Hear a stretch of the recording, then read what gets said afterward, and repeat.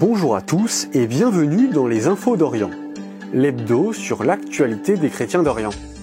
Cette semaine, les chrétiens d'Orient célèbrent les rameaux, l'Assemblée nationale française reconnaît l'Holodomor comme un génocide, et les Assyro-Chaldéens célèbrent leur nouvel an. Ce dimanche, les chrétiens d'Orient, suivant le calendrier grégorien, célébraient les rameaux, commémorant l'entrée triomphale de Jésus à Jérusalem quelques jours avant sa passion. Cette fête est particulièrement populaire en Orient.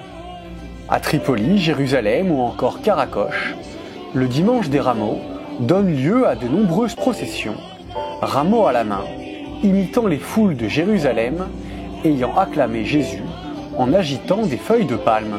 À cette occasion, les chrétiens d'Orient ont également pour tradition de se vêtir de vêtements colorés et richement brodés.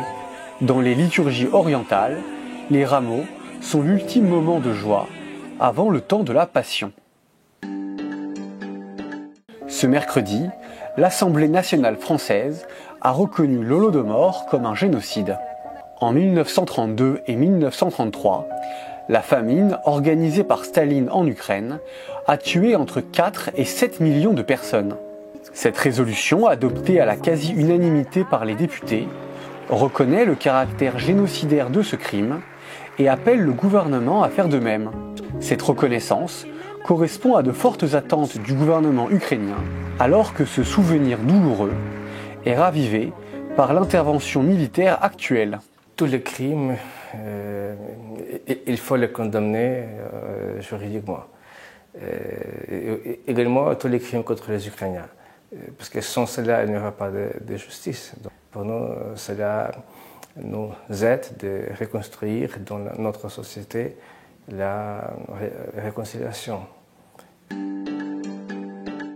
Ce samedi, les Assyro-Chaldéens célébraient l'Akitou, le nouvel an, de la 6773e année assyrienne.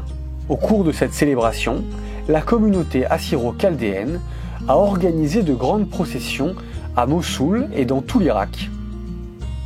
Compté parmi les plus anciennes fêtes du monde encore célébrées, le Nouvel An assyrien remonte à la civilisation babylonienne au 3e millénaire avant Jésus-Christ. Initialement une fête agricole, il célébrait l'équinoxe de printemps et le retour des beaux jours.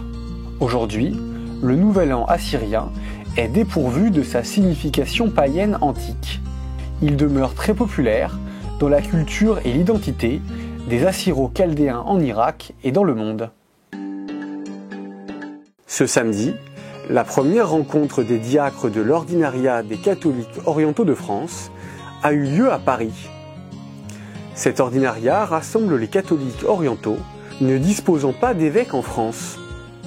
Les diacres ont pu profiter d'un exposé sur l'être diaconal de Monseigneur Gollnisch, vicaire général des catholiques orientaux de France, et Monseigneur Laurent Ulrich, archevêque de Paris et ordinaire des catholiques orientaux de France, s'est joint au groupe pour le repas. Cela leur permet de prendre conscience de l'un des rôles fondamentaux de l'ordinariat, qui est en même temps de bien garder leur identité. On ne veut pas qu'un chrétien, qu'un catholique oriental devienne un latin. Et en même temps, permettre une bonne intégration en France, parce qu'ils sont en France, ils doivent tenir en même temps ces deux dimensions, être intégrés et être parfaitement identifiés. Et cela fait maintenant 16 semaines que le corridor de la Chine est bloqué par l'Azerbaïdjan, coupant du reste du monde les 120 000 Arméniens du Haut-Karabakh.